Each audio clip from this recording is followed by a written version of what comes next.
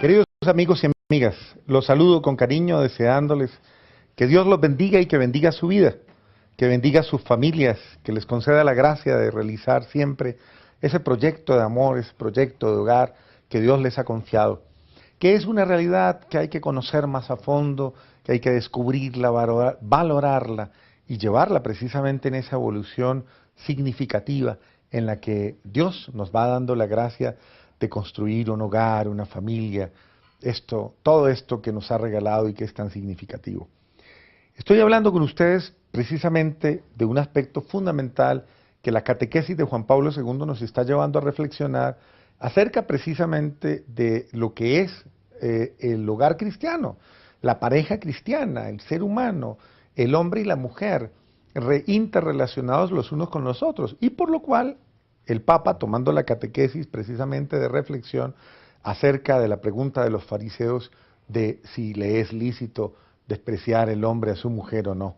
Él remite al principio y en esa remisión al principio nos hace caer en cuenta que precisamente uno debe comprender las condiciones de la creación y todo el significado que tiene la creación a la luz de la interpretación verdadera de la palabra de Dios y por la cual nos vamos dando cuenta de la grandeza del don del hombre y del don de la mujer, de lo femenino y de lo masculino, del ser los dos una sola carne, de ser el uno para el otro, de los dos estar, a pesar de que vivamos el contexto doloroso de la caída y del pecado, el uno y el otro, los dos, vivimos una realidad desde la que se debe comprender la condición de ser hombre o de ser mujer. Y que desde esa dimensión se debe esclarecer absolutamente todo el desarrollo de nuestras relaciones interrelacionales, de nuestras relaciones de pareja, relaciones de hogar, relaciones de familia. Hoy quiero que andemos en una característica muy particular de lo que su santidad nos ha venido explicando, y es precisamente la desnudez originaria, la comprensión de ese capítulo, de ese numeral, precisamente el Génesis 2:25, cuando antes de empezar el 3, antes de la caída, después de la evolución precisamente de toda la obra creacional por la cual Dios ha dado el hombre a la mujer y ha dado la posibilidad de que el uno sea respuesta para el otro, compañía para el otro, desde toda la dimensión corpórea por la cual los unos, el uno y el otro se interpretan y se reconocen como de igual condición, carne de mi carne, en igual identidad. Es importante comenzar a aterrizar en esta nueva perspectiva que me parece maravillosa. Nunca, tal vez nunca nos detenemos a mirar este aspecto tan bonito de la reflexión sobre la desnudez originaria. Cómo el hombre y la mujer pudieron asimilar esta realidad y no les afectaba, no era para ellos un problema, no tenía una interpretación ni maléfica, ni maliciosa, ni de ninguna otra naturaleza. ¿Por qué primero que todo? Porque lo primero que ellos tenían claro era que su cuerpo revelaba su ser, un ser que tenía en toda su realidad incorporado el ser de Dios. Soy imagen y semejanza de Dios. Mi cuerpo revela al Dios que vive en mí. Mi cuerpo revela la grandeza, la perfección, la santidad, la magnificencia de Dios. Y ninguno de los dos sentía vergüenza sobre ello. Al contrario, cada uno de los dos sentía de alguna manera o percibía en esa revelación la maravilla de Dios. No existían reduccionismos de ninguna clase, reduccionismos que hoy día se interpretan muy lastimosamente y muy fácilmente a la simple genitalidad humana. No. En este sentido, toda la obra creacional del hombre y de la mujer, al uno y al otro le revelaban esa presencia amorosa de Dios. Muy bien. De esta forma, el hombre y la mujer descubren el uno en el otro lo extraordinario en lo más ordinario. Lo extraordinario de Dios en lo más ordinario, en lo más pequeño. Estaban ambos desnudos, el varón y la mujer, dice el texto, sin avergonzarse de ello. Se unen las dos soledades originarias en unidad originaria, y el uno y el otro se asumen y se acogen. Muy bien. En este ámbito podríamos reflexionar, se desarrolla la conciencia de ellos también. Se descubren desnudos, están, pero no se avergüenzan. Es el primer momento de conciencia.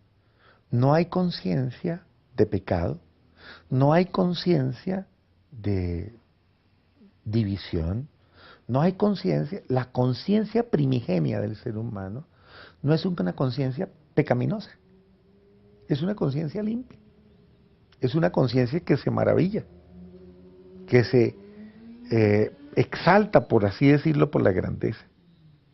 Génesis 2:25 es puntualiza el primer registro de conciencia humana. Estaban desnudos y no tenían vergüenza de ellos. Aparece entonces una figura que es importante que nosotros reflexionemos. Aparece una experiencia, aparece una nueva realidad, el pudor originario. Esto nos muestra que no había sentido de ruptura de la alianza, no había sentido de división. Génesis 3:7 sí nos va a mostrar la ruptura y nos va a decir, y los dos se escondieron porque descubrieron que estaban desnudos. Esta segunda fase de conciencia ya revela la ruptura de la alianza divina, la desilusión frente a la prueba, unida a la caída frente al árbol del bien y del mal. Cayeron en la prueba, no pudieron resistirla. Esa primera prueba de obediencia revela tal vez que no hubo una actitud de escucha a la palabra de Dios. No comerás. Ese es el primer sentido, ¿no? La desobediencia se da como fruto precisamente de una ruptura entre la relación con Dios. Y entonces no le obedezco. La primera manifestación es que no lo asumo. Y no asumo la verdad de Dios. Es que ese es el primer contexto. Dios por amor me ha dado todo, me previene de todo lo que podría hacerme daño, pero yo hago caso omiso y libremente decido lo que quiero. Es la primera manifestación de voluntad humana. Ya volvemos.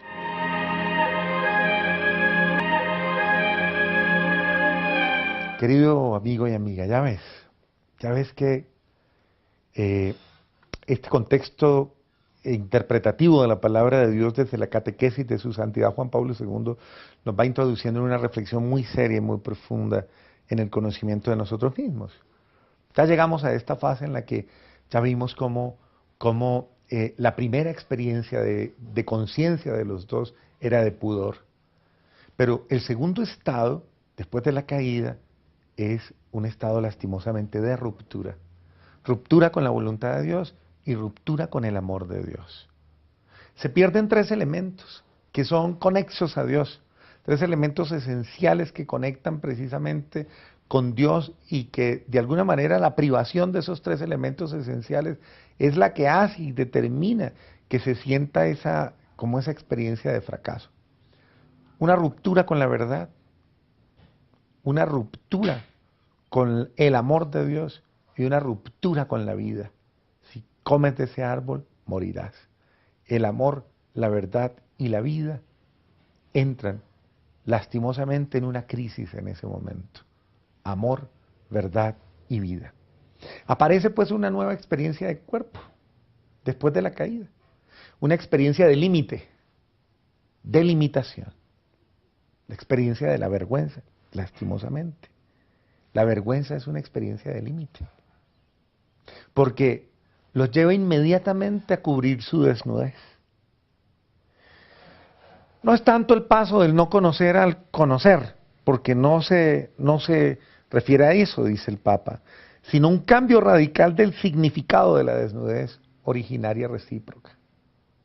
es un cambio total del significado, de lo que significa el cuerpo testigo de Dios y de la grandeza de Dios y revelatorio absolutamente de todo el misterio de Dios, al cuerpo bajo la mirada del límite del pecado, del reduccionismo. Se ha perdido toda una visión, se pierde la visión de mi grandeza.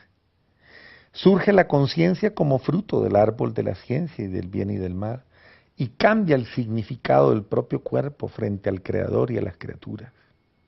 Aparece el miedo. Tuve miedo y me escondí. Observen ustedes, es dramático el acontecimiento. Ya no me asumo como, no me asumo. El concepto no varía completamente. No me asumo dentro de esa dimensión de grandeza, esa dimensión de perfección, de una gran perfección, en la que Dios, obviamente, me revela que no existe límite de relación. Aparece el límite de relación, y ese límite de relación me somete lastimosamente en una experiencia de marginación. Me escondí. El hombre al margen de Dios. Tuve miedo y me escondí. De ahora en adelante el hombre vivirá ocultando su cuerpo, ocultando su naturaleza, ocultando su realidad, porque ya no puede interpretar su corporeidad como algo bueno, como algo sano, como algo beneficioso.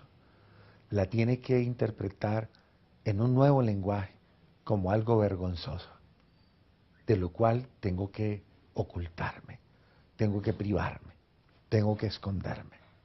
Aparece el límite entre el ser humano al ser humano, límite que la mujer no tenía. Tengo que esconderme del otro. Tuve miedo y me escondí. El tener miedo es una experiencia que aparece con la muerte de la vida a la gracia. Y lastimosamente la relación se quebranta en ese momento determinado. Muy bien. Antes no teníamos el significado de la limpieza, es lo de los niños.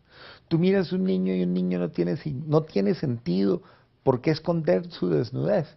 El niño luce su desnudez con tranquilidad y nadie se incomoda, a no ser que la perversidad dañe su mente. Pero ver un niño en su desnudez es la expresión más grande de la inocencia originaria.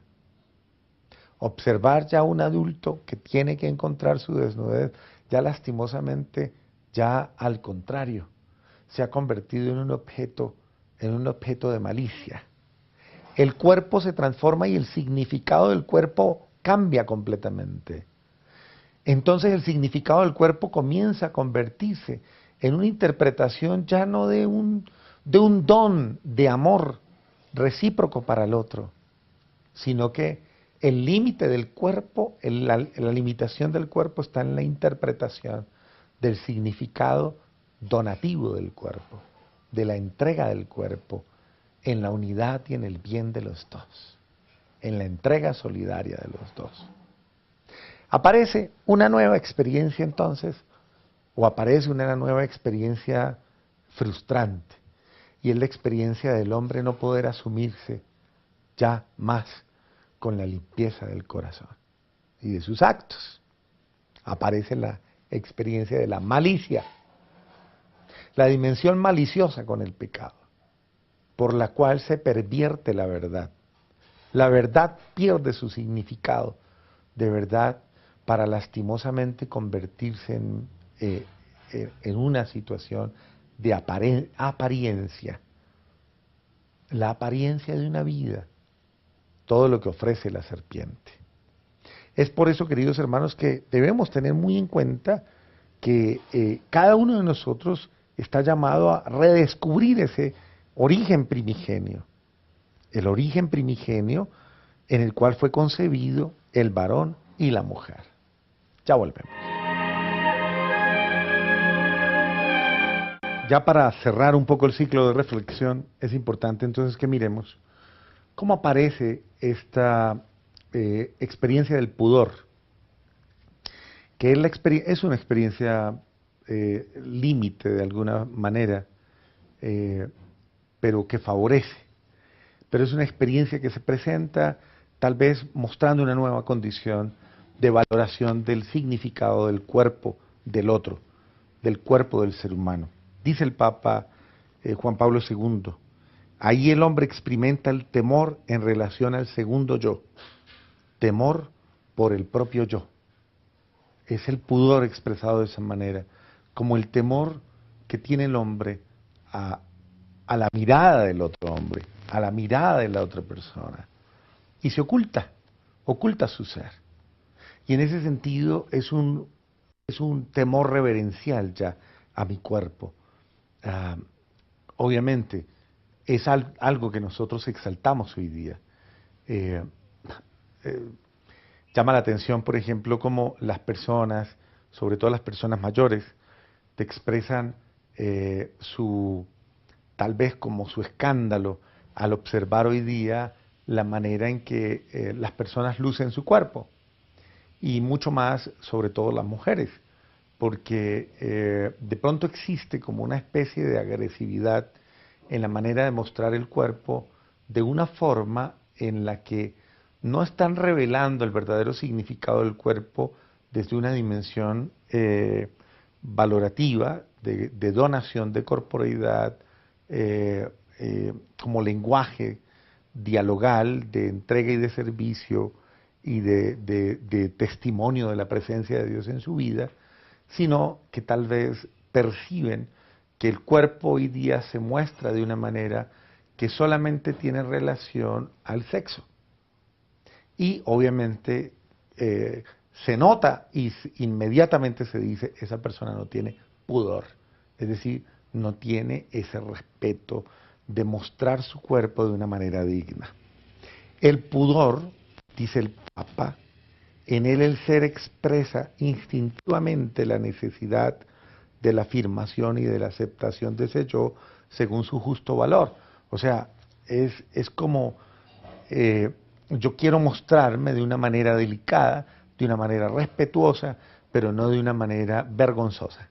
Ahí viene la parte vergonzante, esa parte que de pronto intimida y que, bueno, en muchos casos hoy día se ha ido como a la ruptura de ello. Socialmente, los medios de comunicación y la mentalidad actual es una mentalidad que busca no tapar sino destapar, ¿no? Pero no lo hace de una manera digna, no lo hace de una manera bella, no lo hace de una manera sublime, lo hace de una manera arbitraria, de una manera vulgar, de una manera desvalorativa, simplemente colocando a la persona como un cuerpo y no como un ser humano. Cuando se pierde esta noción, es algo completamente agresivo, agrede es la dignidad humana, el no tener el pudor de mostrar a la persona humana, no simplemente en la expresividad de un cuerpo en el que no es valorada la persona, sino que es importante mostrar a la persona. Dice el Papa que el pudor es una experiencia compleja, como alejando un ser humano del otro. Al mismo tiempo, busca su cercanía personal, creándoles una base y un nivel idóneos. Sí, porque la persona por ese mismo pudor salvaguarda como su intimidad de su ser, la intimidad de su ser del otro. La salvaguarda de alguna manera porque ya no siente vergüenza, ya no siente la misma confianza que vivía en la inocencia originaria, sino que siente la limitante, incluso que la mirada del otro entre a mi intimidad. Y de eso se defiende, de la mirada del otro. Dice el Papa, es fundamental en cuanto a la formación de la ética en la convivencia humana, especialmente en relación con el varón y la mujer, porque expresa reglas esenciales en la comunión de las personas, ese pudor. Reglas que ponen un límite. Obligatoriamente la vergüenza entrevé un límite. Ya no existe la misma espontaneidad, no puede existir la misma espontaneidad y la misma libertad, porque ya, digámoslo, de alguna manera hay vergüenza. Ahora, la ausencia de vergüenza, no es que sea carencia de vergüenza. En los niños no existe la vergüenza como carencia, sino que indica una especial plenitud de conciencia y de experiencia, sobre todo la plenitud de la comprensión del significado del cuerpo, unida al hecho de que estaban desnudos. Es decir, ellos tenían una interpretación completamente diferente de su corporeidad. Entonces no existía ni siquiera la vergüenza como ausencia o no de la vergüenza como malicia o no, porque no existía eso, sino que era plenitud, era un reconocimiento de la grandeza de esa corporeidad de tal naturaleza que no existía razón absoluta para no verla como lo que era. Es decir, no hay reduccionismo, no hay en ningún momento nada que opaque, disminuya o destruya esa visión de lo puro, de lo limpio. Lo que es puro. Y ante la mirada de los niños, el ver a su mamá desnuda frente a él no causa malicia, porque un niño que lastimosamente hoy día los niños también están afectados de malicia, pero un niño que tiene su conciencia lista, un bebé que tiene su conciencia originaria, no siente como agresión la desnudez de su madre ni de su padre, sino que la siente como proximidad, como expresión de la grandeza del uno y del otro. Muy bien, así la vergüenza y el pudor aparecen con la pérdida de la plenitud originaria. El pudor es una experiencia de límite, una experiencia de limitación. Miren ustedes cómo a partir de esto es lo que Jesús nos dice: si no os hacéis como niños, no entraréis en el reino de Dios. Es precisamente esa invitación a que volvamos a ser limpios y puros de corazón, como lo dice precisamente la bienaventuranza: bienaventurados los limpios de espíritu, porque ellos verán a Dios. Y eso nos muestra también esa visión limpia, libre de absolutamente de toda malicia, libre de toda situación con la cual se pueda comprometer mi visión del ser humano, la forma en que miro al ser humano, la forma en la que lo veo y muchas veces la forma en que lo interpreto. Entonces la desnudez corresponde a la plenitud de la conciencia, del significado del cuerpo como don de Dios, como regalo, como maravilla. Se deriva de una percepción limpia de los sentidos. Es plenitud, esa desnudez es plenitud, con la categoría de la verdad del ser de la persona y de la realidad, o sea, involucra la verdad sobre la persona, pero una verdad plena de la persona. Ya no es la mentira reduccionista del ser humano a un solo cuerpo. El varón y la mujer originariamente habían sido dados el uno al otro según esta verdad y estaban desnudos en cuanto a esa verdad. O sea, es una verdad que en ningún momento los agrede. Es una percepción del mundo exterior unido a la experiencia del significado del cuerpo, de la valoración del cuerpo, que es presencia de Dios en medio de nosotros. Así que había una comunicación a la base de esa unión de la mujer, una comunicación de los dos, de su experiencia física y de su experiencia espiritual. Aquí cabe un criterio, dice el Papa, habla de algo extraordinario que está fuera de los límites del pudor conocido mediante la experiencia humana y que al mismo tiempo decide la plenitud particular de la comunicación interpersonal arraigada en el corazón mismo de esa comunión de personas que ha sido revelado y desarrollado así, la comunicación de los dos, limpia, transparente, clara. Es una percepción del mundo completamente diferente. Es una percepción del cuerpo completamente diferente. Una concepción de la unidad de los dos. Un descubrimiento feliz de la persona humana. Es un descubrimiento de su propia humanidad sin agresión. Una plenitud incluso exterior. A esa plenitud exterior corresponde una plenitud interior. Es la visión del hombre en Dios. Génesis 1:17. Según está el hombre, está realmente desnudo antes de darse cuenta de ello frente a Dios. Como está el hombre frente a Dios, es descubrir a ese hombre frente a Dios, como creación de Dios, en lo cual no se agrede absolutamente nada, sino que se asume limpiamente su naturaleza. Queridos amigos y amigas, que esta reflexión nos ayude un poco a ahondar en el valor de cada uno de nosotros, de nuestro cuerpo y de toda nuestra realidad. Dios te bendiga y hasta un próximo programa.